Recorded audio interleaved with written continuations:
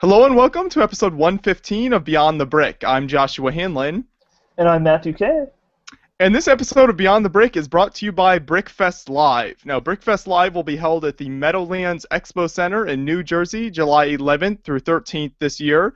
It's a public-centric event with a focus on hands-on attractions designed to inspire, educate, and entertain with Lego bricks. And it should be a really great event happening in July this year. It's always great when you hear about a new LEGO event like that. So more info can be found at brickfestlive.com. If you're interested in attending, that will be, again, at the Meadowlands Expo Center this year. Should be a really great event. Now, we have a great guest for you this week. His name is Robert Turner. You might know him as RT Bricks on Flickr. He is 41 years old, a software developer / manager, and a member of Parliament. So it's really great to have you on the show, Robert. Thanks, Joshua. Glad to be here. No problem. And if you want to start off a little bit about your involvement in Parliament, how did you find that lug, and how long have you been a member of that? So I've actually only been a member for about 2 years now. Actually, not that long.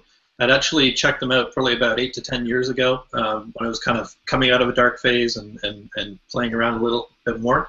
And at the time, they looked like there were only like 5 or 6 people hanging out in someone's kitchen. So it was kind of, I think they were probably a bit bigger than that. But and I was thinking, oh, this sounds a bit weird, you know. And then I kind of checked them out a little bit later after, getting a bit more into the Lego and mucking around a bit more and building some more stuff. And I went to visit them at the Train Expo in Ottawa one year. And was talking to Deborah Higdon, who was the president at the time, and she said, "Yeah, you should come out and and meet the people and see how you like it, right?" And I said, "Oh, I don't think I have time. I got all these kids things." Kind of came home and thought about it and said, "You know what? I should do it." So I did, and never thought back on the decision. It's been fun. Really enjoyed the people and the events and all the activities that we have and various shows and stuff. That's really great. It's always cool when you can join up with the lug and meet all these awesome Lego fans like that. Do you guys have any shows coming up in the near future here? We just did our train show. I think the next couple are possibly not that certain. We don't know for sure whether we have any confirmed.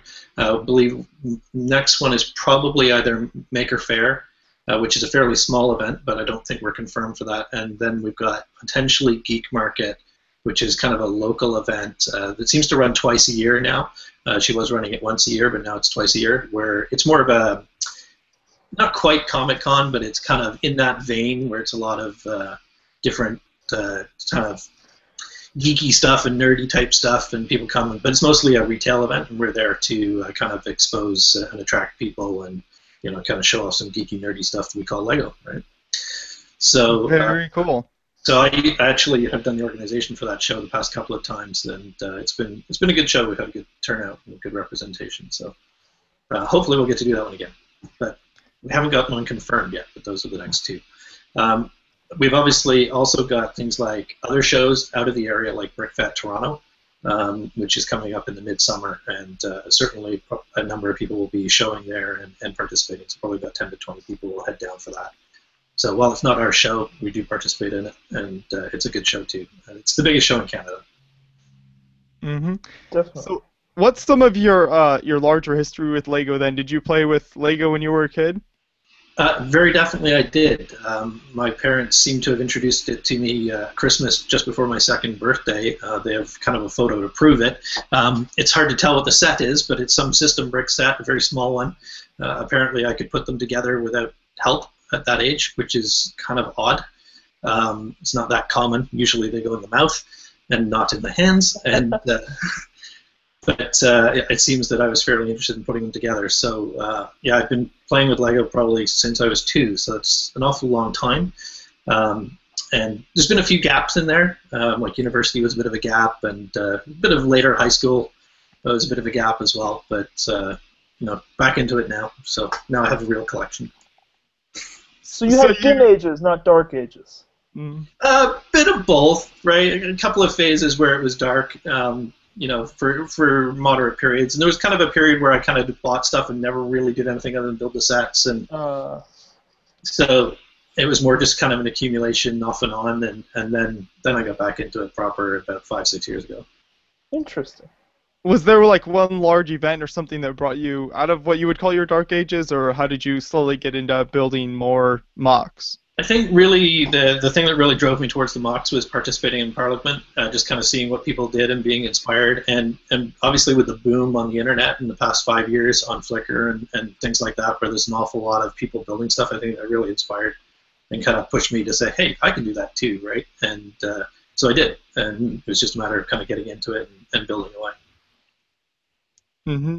So now you obviously post on sites like Flickr, you post all of your builds and photos on there. How did you discover the online community then?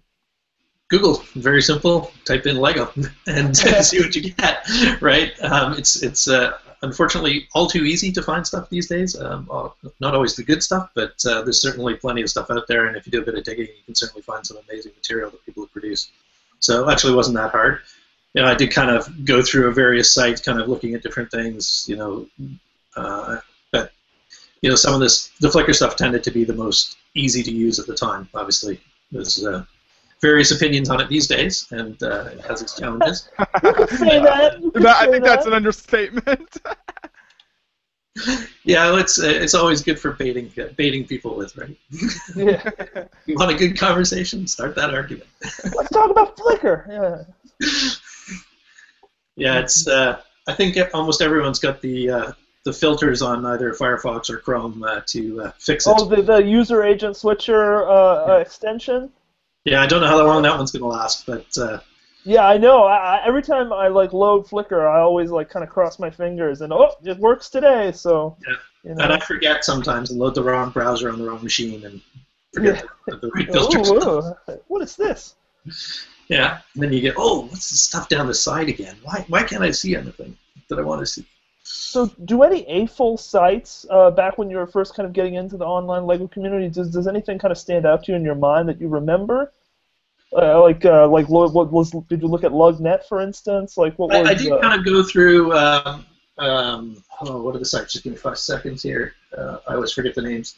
Things like Puron and LugNet were kind of ones I was digging into, because at one point I was kind of inventorying all my old sets and making sure I had as many of the parts as possible. I actually have a little pad of paper somewhere that actually has an inventory of all the sets and all the missing parts. Wow. All the bits and pieces, and it was kind of funny going back through. So I have a large quantity of my instructions from when I was a kid, so stuff from the 70s and 80s, you know, going way back, and they're half torn and taped together and ripped and folded, and they're all on a folder about an inch thick, and you know, pulling those out and going, probably don't have all the parts for that, and I've got a whole bin of chewed, broken, or glued together bits that, you know, my dad's repaired over the years.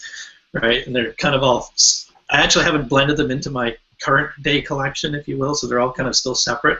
So it's kind of amusing to go back and look at it sometimes, and it brings back memories. Many it's like a little time capsule. Playing in the basement, you know, after school, you know, and building CN towers up to the ceiling, you know, and things like that. Oh yeah, see how you can stack the bricks. That's always fun.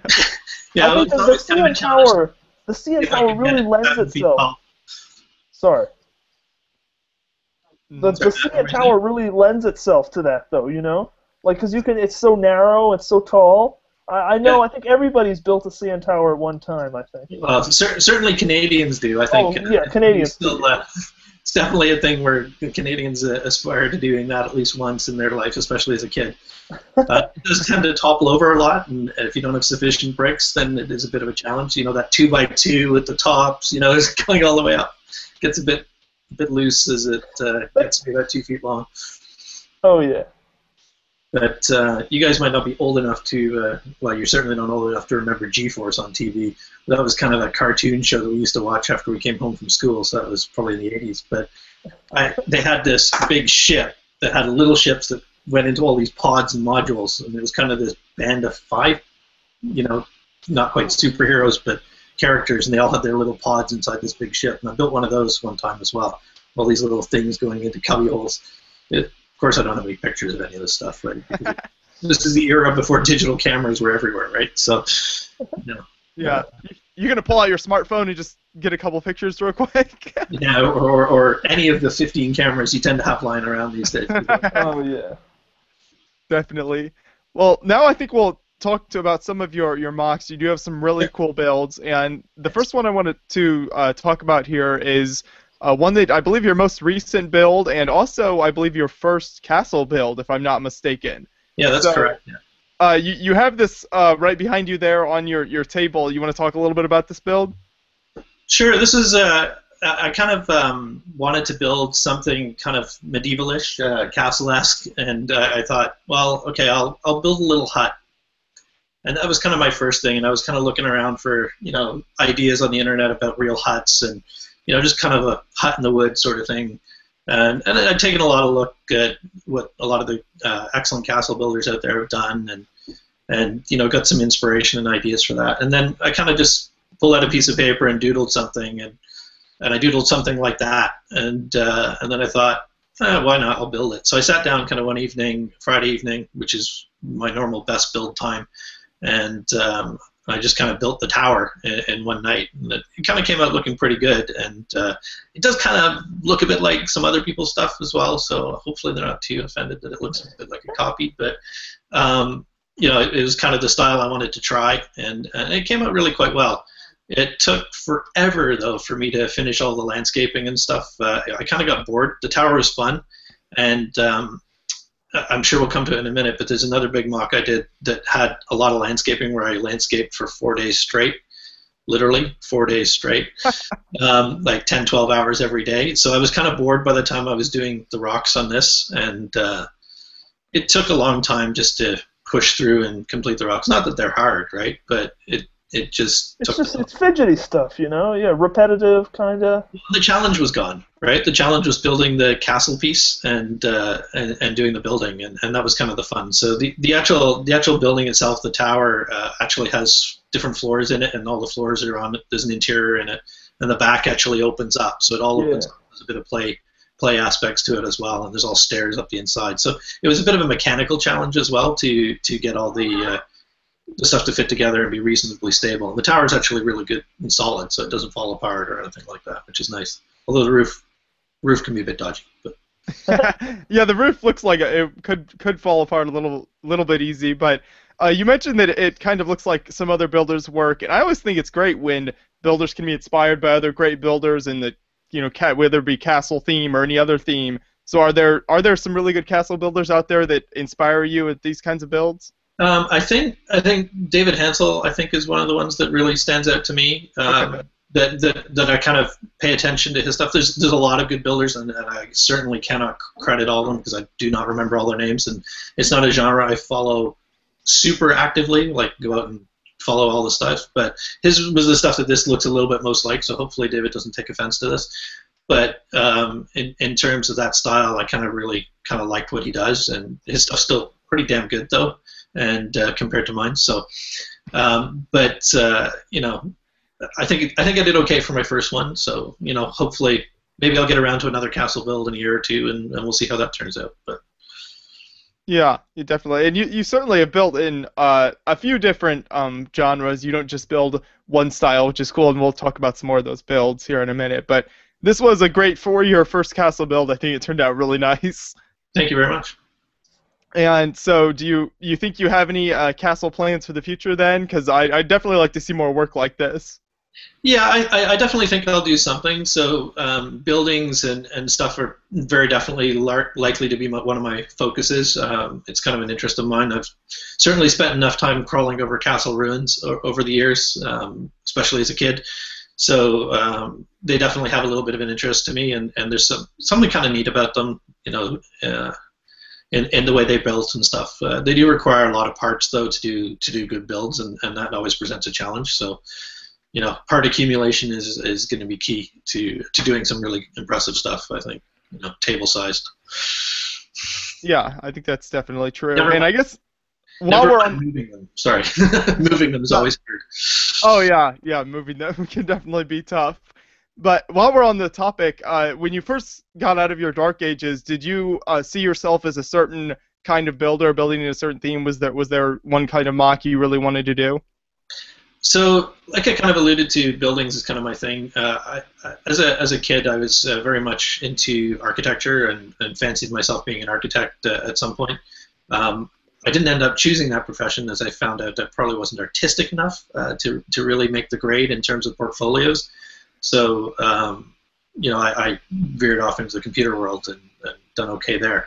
But in terms of building stuff, I do want to focus on buildings a lot, and that's probably where I will focus. The other thing I find is, I'll build what's kind of there, right? Like, I'll get some ideas. I do like watching the stuff that goes by, and it's like, hey, that's cool. I'll build something like that, right? That, just getting the inspiration from other people. And especially for the smaller stuff, like things like the Microscale thing that's going on right now. We're having a bit of fun with that. That was just kind of like something to pick up on. And, little things like this, like, one of the guys did these little robots, and I thought, hey, that looks cool. Let me build a couple of those just for fun, right? So you get some little stuff that you just kind of do that's quick and easy. And so in terms of, do I see myself as a particular builder? Not really, but I definitely think I'll focus on buildings. When I was coming out of my dark ages, though, it wasn't really so much that I thought, hey, I'm going to build this type of thing. It was more, yeah, I want to get into this a bit more. Let me see where it goes. Right? I didn't really have a plan. Sure, and you were just exploring your options there a little bit, which is always good. Yeah. And now we'll move on to a build that you talked a little bit about earlier, but this is, I think, your biggest build you have done so far. Super, super impressive build. When I was looking at the photos of this, I just spent so much time looking at these, getting in all the detail. Really great build here. So you want to tell us a little bit about this one? Yeah, sure. This is a model of a villa in Thailand called Villa Amanzi. The architect's a company called Original Vision, and they design a number of buildings. They're focused out there, although I think the guy who runs it is actually an ex-Brit, so he's in a very different part of the world than he grew up in. But they design a number of these buildings, and I was looking around for good buildings that hadn't been done. I was specifically looking for something that hadn't been built by someone in Lego, and I came across a number of things, and this was one of them. And I just looked at the building and thought, hey, that looks like it really lends itself to Lego. The colors are roughly right, the size and shape is right, and I thought a little bit about it, and for a few seconds I thought, hey, maybe minifig scale, and then I did some quick calculations and realized that was out to lunch, and I'd need half the living room to put it in. But I also very much wanted to do more than the building. I felt that because of this, if you look at the actual photos of the real building, the site needs context. Is really, sorry? It needs context, yeah. Yeah, the site is really important to the building. Like, the building's actually nestled into the rock, so the rock actually is part of the inside of the building as well, and that's actually captured in the MOC. So all the floors of the MOC actually come off like a modular, effectively. They're so a little bit more awkward in a couple of places to get them up, but they all come off, and the inside of each floor is actually detailed as well, and you can actually see the rock in there. So it's definitely a big build. It took a bit of time, certainly, to get the parts, to plan it out, and to build it as well.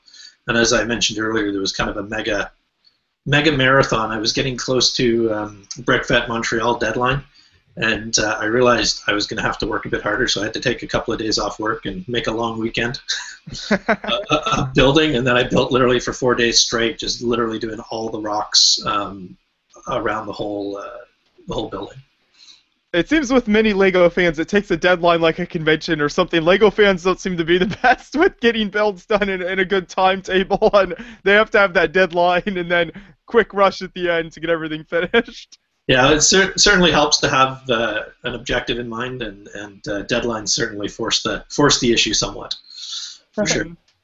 And I really love that this is based on a real-life building. I always love it when large builds like this that are based on real-life buildings. When I first saw the photos, it actually reminded me of Anu Pearson's, I'm not sure if you're familiar with her, a great builder out in Seattle, her monastery build that she did, which reminded me a lot of this because it's kind of built into the rock like that, and it's another great build. But I just love builds like that with all the great rock work and the cool building. So how did you source the pieces for all this? There's obviously a ton of gray pieces here and stuff like that. Yeah, there's an awful lot of gray. there were multiple sources. So some of it was pick-a-brick, both boxes and containers.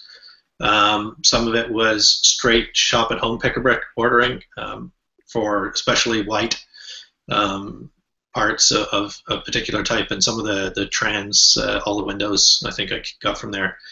A lot of the gray slopes were Bricklink sourced from a number of stores, I think about 4 or 5, maybe more.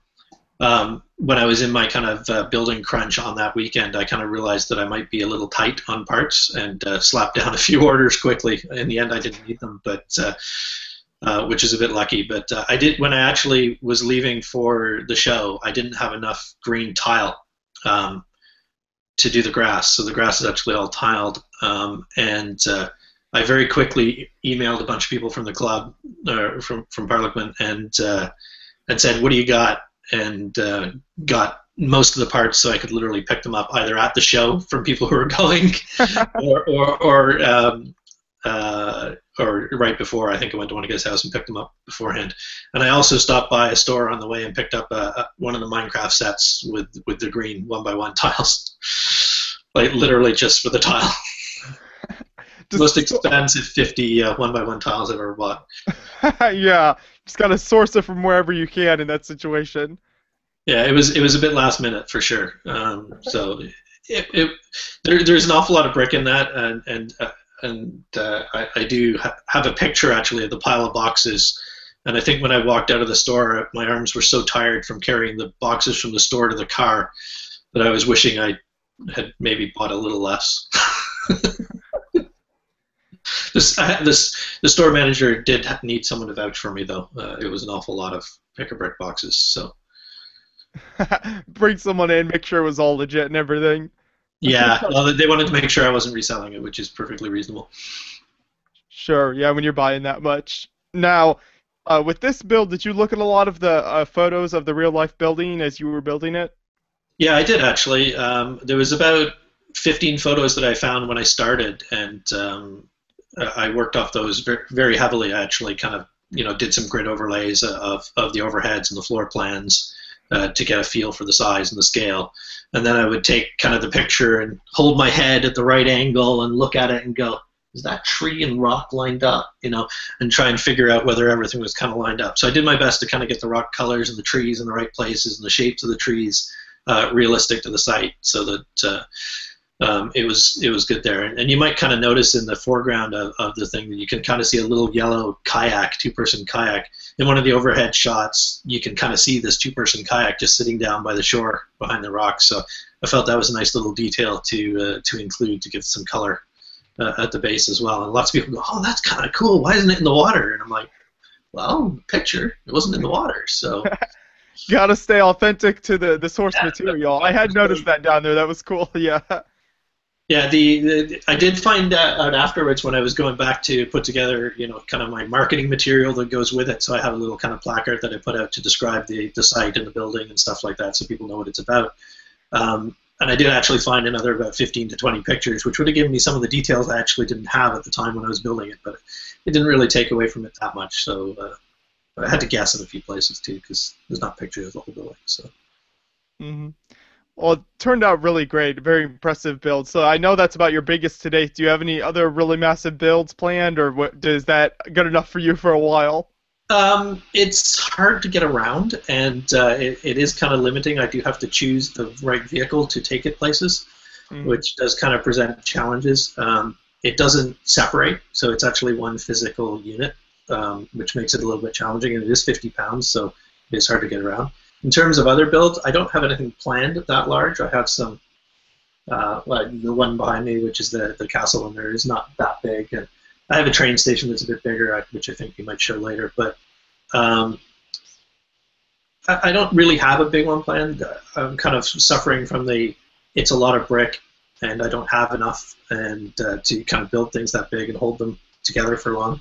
And also the moving them around is difficult. So I think probably that size, other than maybe some collab builds, maybe that might turn up maybe after I meet a few more people. Maybe we'll find some good opportunities there and look for something bigger, but in combination probably with other people. Mm-hmm. Always great to see some really massive collaboration builds between a few different builders. Those are always cool. Yeah, there's some impressive stuff out there. Really impressive stuff. For sure. And so I think that the next build we'll talk about then here was another really cool build that I saw looking over your feed. And this is this is a spaceship that you build. And is this an official ship? I think it has to be over 100 studs to count as that. It is an official ship. It's Okay. I think 150-ish. I think so. It wasn't. It certainly wasn't just over the margin. It was well over. It wasn't a little cheater ship.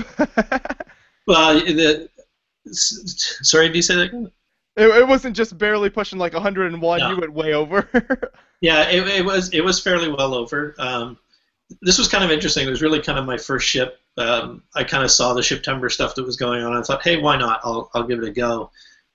But I only really kind of gave it a go kind of in combination with something else. So you might notice that there's a lot of rock tops on there. Mm-hmm. So that you know the tops and bottoms. And as part of some Lego we received, we had a large quantity of rock tops for the lug. So what some of the ingenious people in our lug decided to do is have a little competition, so to speak, more of a challenge. And we have 88 of these rock tops in a bag, and they get passed around to different people every month. And the challenge is to build something with some or all of these rock tops.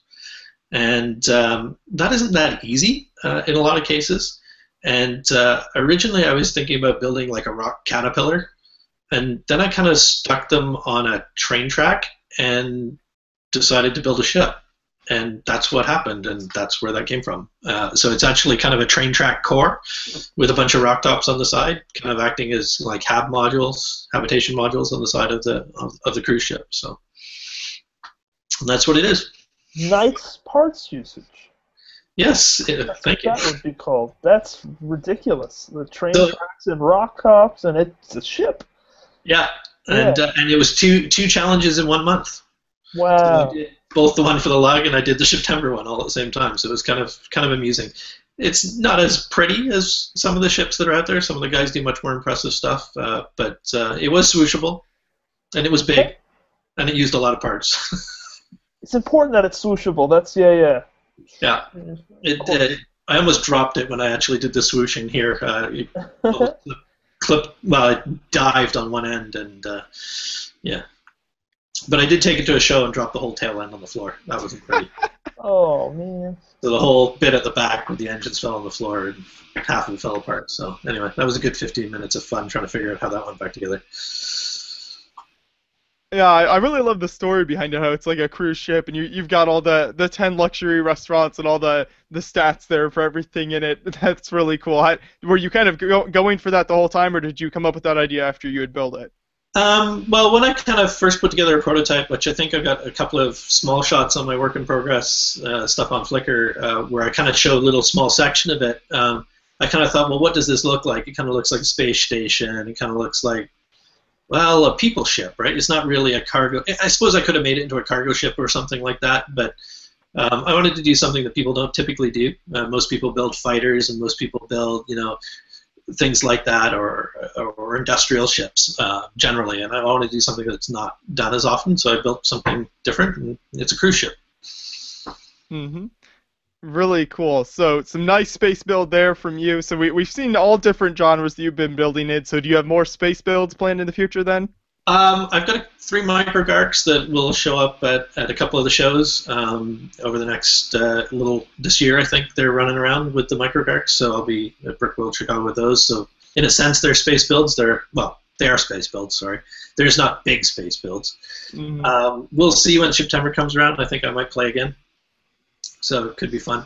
It's nice to have a challenge. I have to think about it a little, but I'm trying to play by the rules, and I'm not really supposed to think about it until the month before. So can't plan out too far in advance. No, but just make sure I have enough parts already available. That's all. For sure. Well, we'll definitely look forward to that. I hope you do participate again. Should be another really awesome ship that comes out of that if you do. All right, thank you. And I think the final build that we'll talk about here is one that I think was actually kind of your first real build as after you came out of your Dark Ages, and this is a micro train build. Is that right? That's correct. Yeah, it was a little train station I put together. So this was not long after I kind of went to the train show that kind of got me into playing in the Lego AFOL land and joining Parliament. So I kind of went there and thought, hey, well, let me do something train-esque, right? And I started with a tiny little. You can kind of see in the back. There's a couple of platform covers, awnings there at the back, and I kind of built one of those with the intention of it being double-sided, you know, kind of like a V. And with the stuff below it, and to go in the center of the platform. And then I kind of played around with it a bit and figured out how I could kind of do track, and then made a train car, and it kind of grew from there. And this is what it turned out to be. So it was kind of my first real experience with trying to build a MOC and then figuring out all the things I needed that I didn't have, like getting some of the brown hinge plates and that are on that bridge, and you know, my first 200 black 1x1 cheese slopes for the roof was kind of interesting. So it was good fun. I enjoyed that build. I think I'll probably keep it together just because it's you know, special, and that it's what I call my first real MOC, right? So I'll probably keep that one around for a bit. Mm-hmm. And you really don't seem to see a lot of micro train builds. You know, there are a lot of micro builds out there. You don't see a lot of micro train ones though. So I thought this was really cool as well. I think one of my favorite parts is the kind of walkway above the tracks there to get from one side to the other. That was really great how you did that. Thank you. Did you have any special, like, since this was your first real MOC, were there any really cool parts, usages that surprised you as you were working on it? I wouldn't say there was anything particularly surprising. I did have to solve some minor mechanical issues just with kind of fitting the stuff together and keeping it strong.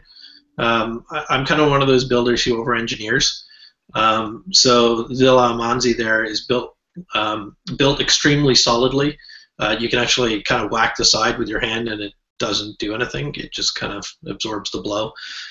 So even this kind of the first one, it's fairly structurally sound. Like literally only the trees kind of fall off, and that's about it. Other than the cars, of course. But everything, I do my best to stud attach as much as I can, and make sure everything, you know, and stick with legal attachments as well as much as possible. Although Lego might not approve of the trees, but I do like the trees though, the upside down flower stems. So yeah, I can't. It looks like a. I think I might have seen them somewhere when I was browsing, but I can't remember for sure if I'd seen them before I built that or not. I've certainly seen them since. I know I've used those in builds before, and I saw them somewhere. I can't even remember, but I feel like it's kind of like a common technique now. But it's still it's a nice parts usage nonetheless. Yeah, they fit in quite well in the micro. I think when you start to get to scale and larger, you know, they turn into bushes and not much more. But at that scale, they do look quite good. Definitely. But back to kind of Joshua's comment about the size and the scale, yeah, you don't see a lot of train builds, and I would probably hypothesize that moving trains are far more interesting than non-moving trains, and it's really hard to make micro-moving trains without non-Lego parts, so that might be why you don't see many of them. But. Yeah, that's a good point. People want to see big trains moving, I guess, not just little tiny ones sitting there. Well, a lot of the train guys really like to drive the trains, too. They have lots of fun driving the trains. And, you know, and some of them come from the model railroading area, and you know, train driving is part of the business, not just the modeling, right? So, you know, they want to play around with them. And my trains, well, they don't go around curves, and they don't move on their own. So they're cute though, but. Oh yeah, definitely real cute. So great build there. I really like that, and I'm always a fan of micro builds. So I definitely wanted to make sure we talked about that. Now, you mentioned that you'll be at BrickFest this year. Are there any other conventions you'll be able to make it to this year? So I'll be at BrickWorld Chicago. So this is my first big con. So I went to BrickFest last year, BrickFest Montreal, so BrickFest Toronto and BrickFest Montreal, which was their first on-the-road kind of event, so a new thing. And I'll be at BrickWorld Chicago as my first big con. So I'm very much looking forward to that. I think it'll be lots of fun. So I'm going to be hanging out with the Toro Log crew there. Since there won't be a lot of representation from Parliament, I think it might just be me. It's a long drive for us, so you know, I doubt we'll see too many people from Parliament bringing MOCs there. But I'm going to go hang out with the Toro Log guys. They're a little bit closer. Not much, but a little. Toro Log always has a great display there. I definitely look forward to seeing that every year, and it sounds like it should be really great this year as well. So great group of people to hang out with there. Yeah, it should be fun. I'm looking forward to it. You get to meet some more of them that I haven't met before, and meet a lot of the people that you see on the internet, right? And so that's always what's good about the cons, is you get to kind of appreciate the other people's stuff live, and because sometimes the pictures don't do us justice, right? A lot of the MOCs you just can't see all the detail, and you got to really feel it and see it. Well, maybe not touch them literally, but feel the size and the sense of the MOC, right? And then get to kind of meet the builders and see what they thought was hard about it or whatever, right? Because everyone has their own view of MOCs and stuff. And what always surprised me when I talk to people is how much they appreciate other people's work, right? And it's always like, wow, that's so impressive, and you're like, but you build way better stuff, right? And they're like, but I can't build that, right? It always surprises me how many people really have their little thing, and they do kind of appreciate the other stuff as well. So it's very impressive the way people appreciate the stuff. So it should be lots of fun. Mm-hmm. I definitely look forward to Brick World Chicago this year as well. Matthew and I will be there again this year, so we'll have to make sure we meet up with you sometime over the course of that convention as well. Sounds good. But of course. And now, do you have an all-time favorite Lego set? Maybe one from when you were a kid, or something that you really think is just a really stellar set? I was very fond as a kid of the red tractor. I think it's 855. I think that's the right set number. 851, I think. 851. That's right. Yeah, sorry, okay. 851. I used to love that build, and I'm almost tempted to rebuild it, although I'm missing, I think, 2 parts. But I did find one of them recently, so I'm working my way on getting the missing parts. So I was very fond of that one. I think it was mostly because it had kind of the adjustable attachments, and you could make different things to go on the back of the tractor. And of course, it was a Technic build as well. So I did like the Technic builds as a kid. Another one that I used to play with all the time and loved building was the Yellow Castle, the very first castle. I think it's 355 or 335 or something like that. I always used to love that one, but I don't quite have as many of those parts. I think a lot of the figs have been dismembered in some way, lost bodies and feet and swords and other pieces of armor and stuff. So I don't quite have all the parts for that one anymore, but I still have the boxes for both. And back when boxes actually had trays in them and were fun, you can put stuff back in the box. Oh yeah, that is a great set. I was actually able to. Probably one of the best Lego deals I've ever gotten was a huge lot of old sets on Craigslist one time, and the yellow Lego castle was one of them with the box and all the pieces there. So that was really awesome. I still have that set, and it is a really cool set to see where from back then to how the castle sets are today is always interesting. Yeah, well, they certainly changed a lot, right? The modern sets are obviously a bit different. There's a lot more kind of larger pieces in them to kind of do the walls, and obviously to satisfy the need of the younger children who want to build quick, right? So, but obviously they have more advanced molds these days and more elaborate colors, so they can do a bit more with them. So they're not bright yellow anymore, but bright yellow was fun. For sure. And now, do you have any dream Lego sets where if Lego could make one set that you would really love to have, do you have any set like that? So this is a tough question.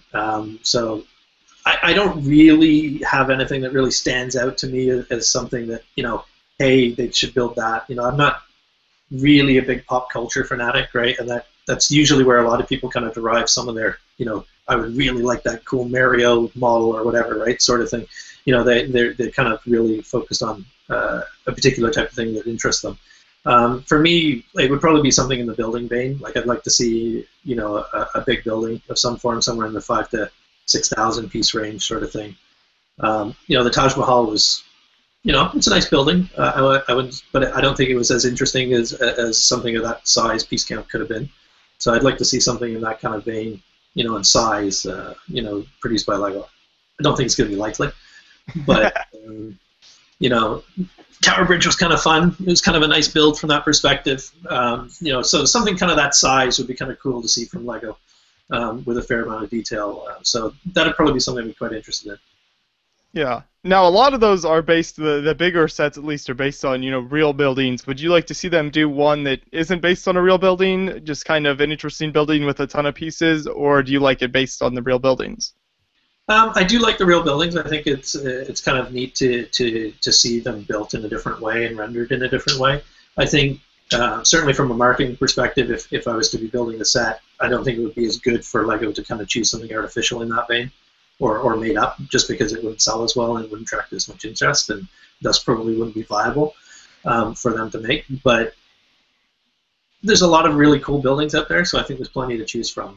So I don't think they really need to invent something to pull out an awesome set if they wanted to. For sure. Well, with that great dream in mind of some really massive building someday, I think that will finish the show out for us tonight. It was great having you on, Robert. Really enjoyed talking to you some more. Really great talking with you, and we'll definitely see you at Brickworld Chicago this year. All right, sounds good, Matt. Joshua, thank you.